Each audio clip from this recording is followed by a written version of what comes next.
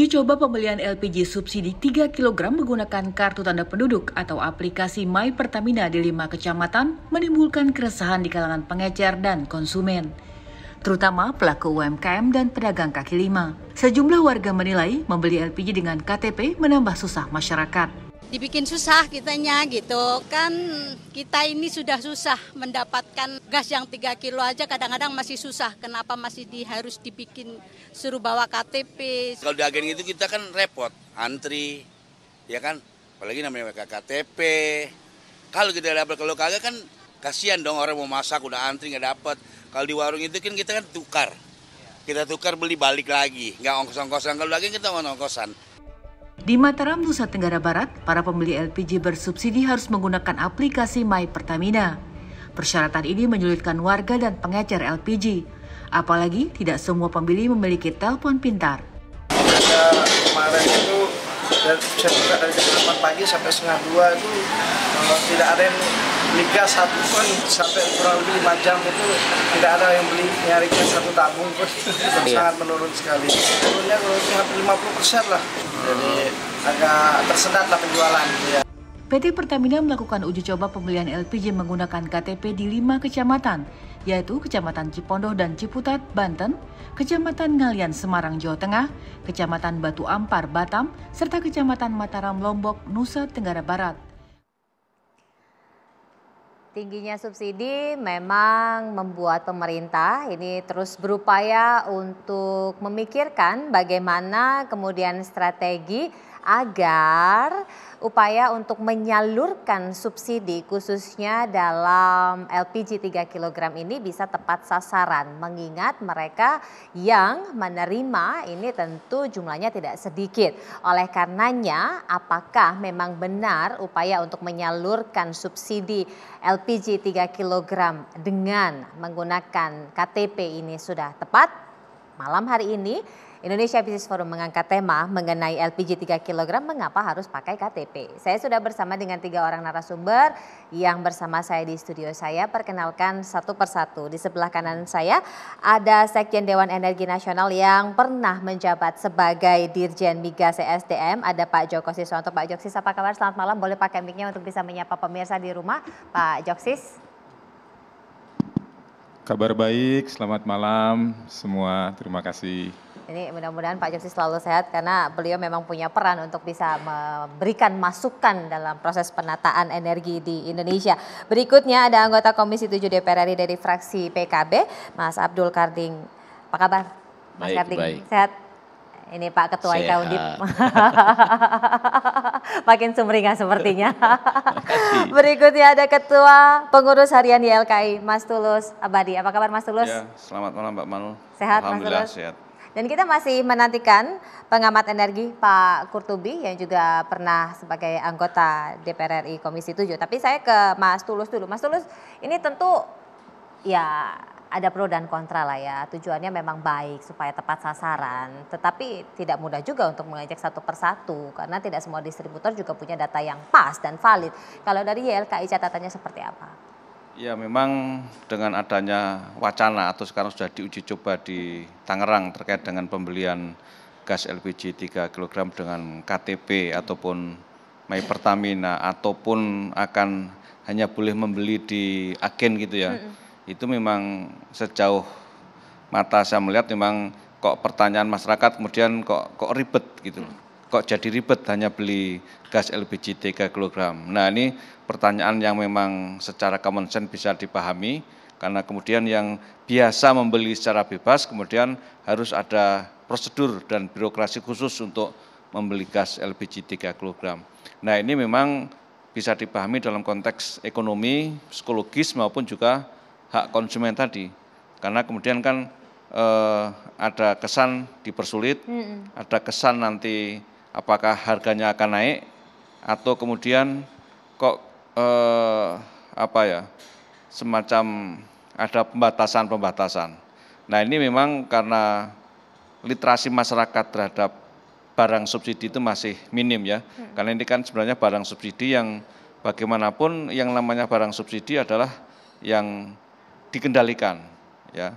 Dikendalikan dalam arti distribusinya ataupun peruntukannya. Karena kalau merujuk kepada undang-undang tentang energi, yang berhak atas subsidi energi adalah masyarakat, ya betul masyarakat itu berhak, tapi adalah masyarakat tidak mampu. Nah sebenarnya kalau kita mereview ke belakang sejak digulirkannya kebijakan migrasi gas LPG 3 kg waktu itu, tahun 2007 kalau tidak salah ya, sebenarnya kan memang peruntukannya pada kelompok masyarakat tertentu, yaitu kelompok masyarakat miskin.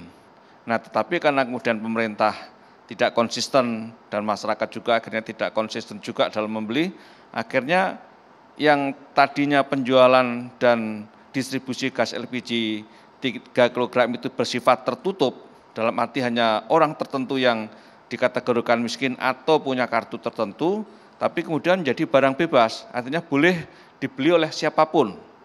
Ya, sehingga akhirnya siapapun boleh dan bisa membeli gas LPG 3 kg sampai sekarang tanpa batasan sosial ekonomi tertentu.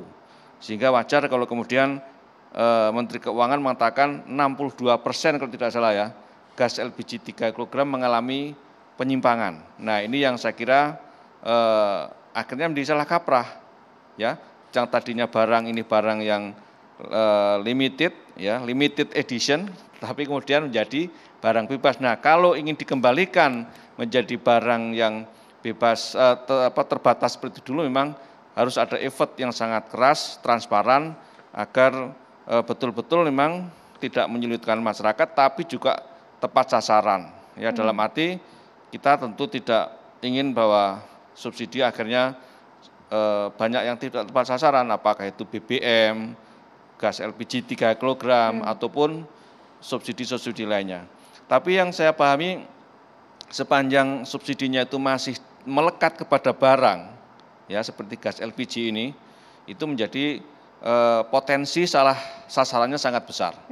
Sehingga pada akhirnya kalau kita ingin berreformasi dan bertransformasi secara sungguh-sungguh, nanti DPR Bang Karding ini bisa memperjuangkan bagaimana subsidi itu tidak diberikan kepada barang, tapi kepada orangnya. Sehingga potensi lebih tepat sasaran akan lebih besar dibanding subsidi kepada barang. Dan apalagi kita tahu sebenarnya subsidi gas LPG ini kan masih sangat tinggi ya. Benar. Kalau kita membeli gas LPG 3 kg yang harganya kisaran 20.000 atau bahkan di bawah, itu kan sebenarnya subsidi negara jauh lebih dari itu. Jadi kalau kita beli harga pasaran sekitar 3 kg, itu mungkin harganya sekitar Rp45.000 mestinya. Tapi negara begitu royal, begitu baik dengan hanya 20.000. Nah ini siapa penikmatnya? Nah ini harus diluruskan, jangan sampai ada penyimpangan atau penyalahgunaan terhadap peruntukan subsidi itu. Kira-kira gambarannya itu Mbak Mano. Mas Karding, ini penyalahgunaannya kan kebocorannya besar. Ya.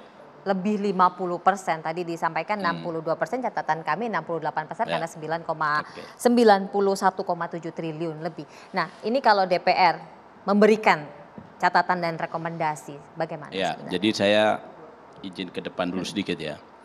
Pertama, subsidi itu dilakukan untuk memproteksi orang-orang tidak mampu atau orang miskin. Menjaga daya beli, itu harus kita pahami secara filosofi di situ. Terus yang kedua, ya, subsidi khususnya energi saja untuk tahun kemarin itu totalnya 502 triliun. Dari APBN kita sekitar 3.000-an sekian. Itu bayangkan betapa besar subsidi kita terhadap masyarakat. Baru di bidang energi, belum di bantuan sosial, BLT dan sebagainya. Nah, kenapa bisa tinggi begitu? Ya kan? Karena berapapun yang digelontorkan subsidi itu pasti habis. Pasti habis. Jadi kenapa bisa begitu? Karena yang pertama, harga eceran yang non subsidi dengan harga subsidi, taruhlah contoh di gas, itu jaraknya luar biasa deviasinya. Misalnya kalau dari tahun 2007 itu kan harga dasar subsidi itu masih 4.000 sekian, ya toh. Sementara harga non subsidi sudah di angka 15.000. Bayangkan berapa bedanya. Nah orang pasti nyari yang subsidi. Karena Nah, gapnya lebih karena 11.000. sistem kita sistem terbuka, artinya dan data kita data yang belum belum baik. Oleh karena itu masalah subsidi itu sebenarnya kalau saya ya itu masalah di data sebenarnya. Nah, masalah di data. Nah, pemerintah dalam hal ini SDM khusus LPG 3 kg itu mencoba cari jalan keluar. Ya, kalau Pertamina ini kan namanya Pertamina operator ya. Jadi lewat peraturan Menteri SDM kalau tidak salah nomor 70 itu Juni 2002 maka meminta kepada Pertamina untuk melakukan registrasi terhadap subsidi LPG. Nah, ini yang harus dipahami bahwa dari situlah muncul ide namanya penggunaan KTP. Sebenarnya penggunaan KTP ini tujuannya sebenarnya sangat ideal. Tujuannya ya, soal pelaksananya soal lain. Tujuan yang pertama ini semua subsidi itu rata-rata hampir semua sasarannya tidak tepat. Artinya apa? Subsidi didapatkan oleh orang yang tidak berhak. Itu baik disengaja maupun tidak disengaja. Jadi kalau misalnya kalau di BBM itu, misalnya solar itu ya, solar industri solar itu, banyak itu pelaku-pelaku usaha justru main sedemikian rupa sehingga dia bisa menimbun solar. Sama dengan kasus ini. Jadi kalau dalam undang-undang, ya Undang-Undang 30 2007 dan Perpres 38, ya itu disebutkan bahwa yang berhak mendapatkan subsidi adalah orang-orang miskin. Itu di situ kan? Itu di undang-undang. Di Perpres itu ditambah lagi tambah nelayan dan petani. Itu jadi jelas sebenarnya fokusnya sudah jelas. Ya sudah yang namanya orang miskin atau tidak mampu itu ada 10 kategori, desi sampai 1 sampai 10 ya. Dan juga petani dan nelayan. Nah, masalah di Indonesia ini sebenarnya masalah di data.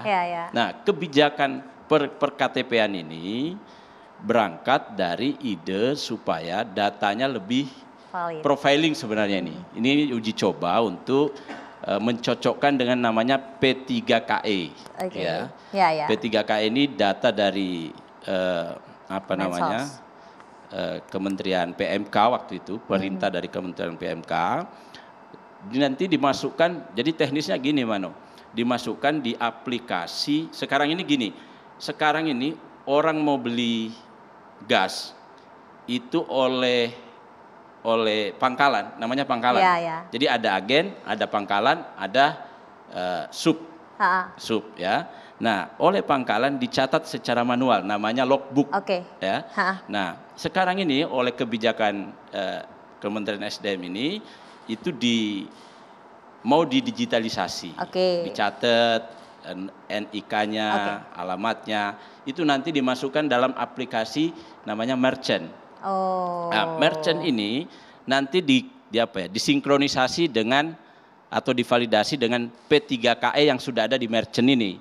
Nah, di situ nanti dilihat pada saatnya nanti setelah ini rampung betul, tidak terus menggunakan KTP ini, kita sudah langsung pakai lagi aplikasi baru yang sudah jelas datanya. Jadi pemerintah akan mengeluarkan atau Kementerian Keuangan atau Banggar itu melakukan asumsi nanti itu bisa lebih tepat. Kalau sekarang ini coba bayangkan ya. Tahun 2023 itu 138,4. Kalau sekarang 117,11 triliun kalau nggak salah itu subsidi khusus LPG 3 kg. Itu gede sekali. Baik. Jadi sebenarnya niatnya itu untuk memvalidasi penerima subsidi supaya tepat sasaran. Tapi memang banyak celahnya dan ribet kalau kata orang. Nah, kalau catatannya Dan seperti apa, sesaat lagi tetap bersama kami.